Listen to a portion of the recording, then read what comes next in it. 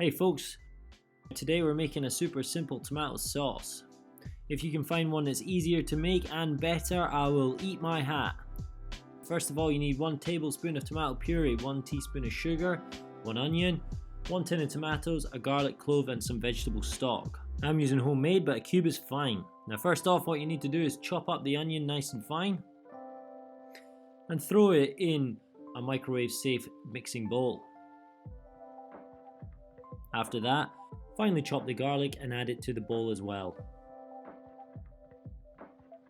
Now here you add about half the vegetable stock, so about 100 to 125 mils of vegetable stock, and throw it in the microwave for 5 to 7 minutes. Now you just want the onions to be nice and soft at this point. Next, throw in some sugar and the tomato puree, the whole tin of tomatoes, and you can use your veg stock to rinse out the tin.